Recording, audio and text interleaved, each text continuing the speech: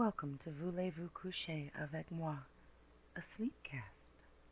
Beneath the Quaking Aspen by Myia Melendy.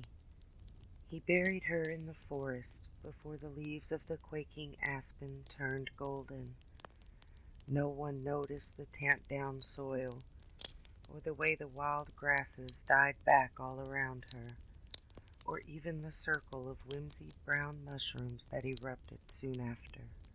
And when autumn came, and the leaves changed, the trembling giant whose roots she fed turned scarlet instead. "I am here," she called. "Please find me." But after the first frost, the leaves turned rusty, and were then indistinguishable from the rest. No one noticed her, buried in the forest beneath the quaking aspen. Snow falls, blanketing her in a cold, white solitude, with only her thoughts for company. And she wonders, does her family know she isn't coming home? Or do they maybe think she's just run away from it all? Does anyone suspect foul play?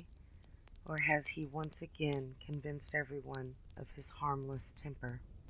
We argued, but I loved her. I never would have done anything to hurt her. Then why did she, the other woman, drive her car, in neutral, into the lake? She wonders what he'll say about her. We argued, but I loved her.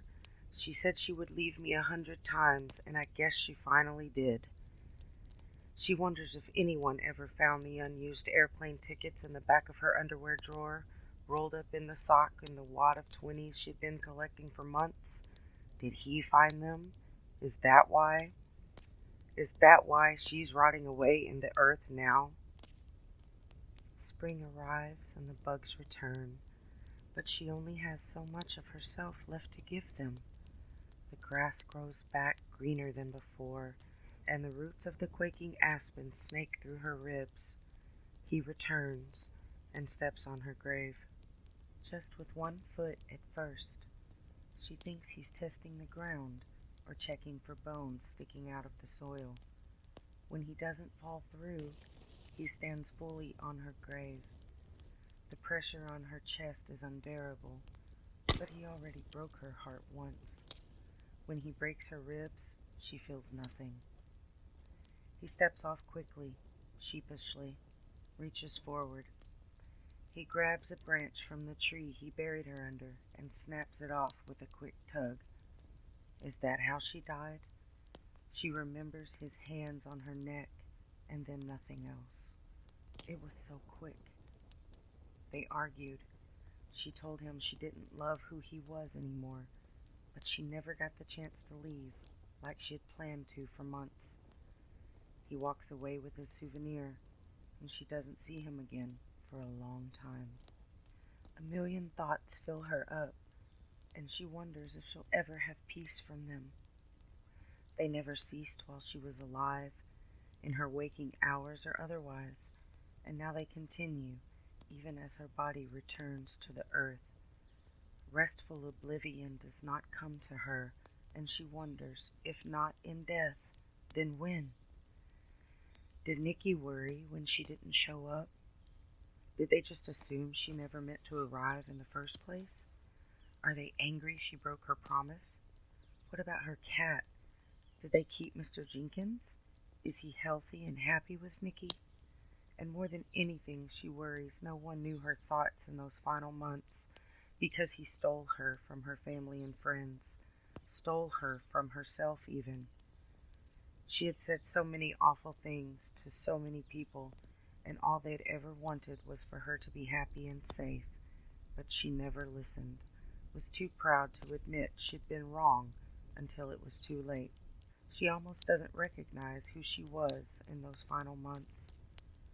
Why does she even care? She's not anything anymore. She begins growing out of her broken body the following year, and feels for the first time in a long time the gentle rays of sunlight beating down on her through the budding leaves of the surrounding quaking aspen trees. However, almost before she can appreciate the new sensations that come with being a sprouting tree, a browsing deer strips her of her leaves, and then a hare finishes her off. But that's fine. Her roots remain, and she continues pulling water and other nutrients from the ground for the giants she shares herself with. They don't speak, but she feels their sympathy as they wordlessly console her and offer her their full support when spring arrives again. She grows quickly with her tender support, and when the browsing deer returns, she has more than enough of herself to give. When they see him again, they almost don't recognize him. He's older, grayer, feebler. He walks with a cane now and uses it to push around the mulchy layers of decaying leaves. The top layer of soil has grown sugary over the years, and he has to hold on to branches as he steps up the incline or risks slipping. But he is himself still, and they could never forget his eyes, warm like honey, hard like amber, and sometimes colder than moonlight. Wrinkles and time have softened his piercing gaze, but they still feel it as he looks about. There's an unmistakable hint of sharpness, like raw edges on smooth river stones. He does not recognize them. They have grown up strong and tall since he last saw, and the animal path he followed all those years ago has meandered ever so slightly off track. He is not lost, but neither can he find his destination. He looks up, straining his neck, searching for the tree with the cracked off branch, searching for the piece of them he broke. He turns around 3 full times, facing north after each spin. Still, he does not find what he's looking for. Forgiveness? Closure? Maybe the tree he buried them beneath, which no longer stands. It blew over some years ago, when the summer storms came. The uprooted stump is just to his right, but he does not make the connection, because the thick trunk was hauled away for campfire fuel the same year it fell. He leans against his cane, silently stewing over his dilemma. He's never had much patience for anything, really. The wind rattles through their bare branches, and a chill creeps through him. He shivers, hunching his shoulders against the stiff wind. He lifts his cane, turns right, shuffling through the frost-laden leaves, and unknowingly walks over their grave. He stumbles over the exposed roots still attached to the rotting stump and falls hard. He lays there for a moment, winded from his rough landing. When he recovers enough to move, his shifting is accompanied by a low groan. He does not stand up, cannot stand up, and rolls onto his stomach, searching for his cane in the leaves. He does not find it.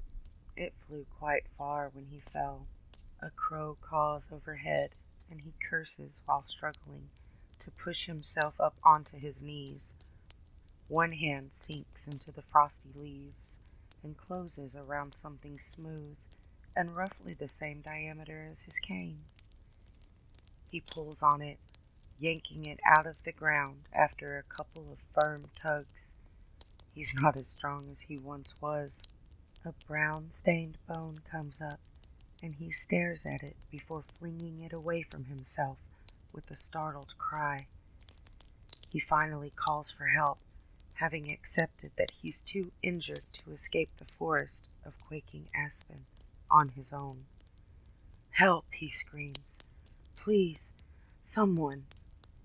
But no one hears him, and each shout is more desperate than the last, until he's screaming himself hoarse, sobbing between breaths. If a tree falls in a forest and no one is around to hear it, does it make a sound? The answer has never been more obvious to them than it is now. No one noticed him, fallen in the forest beneath the quaking aspen.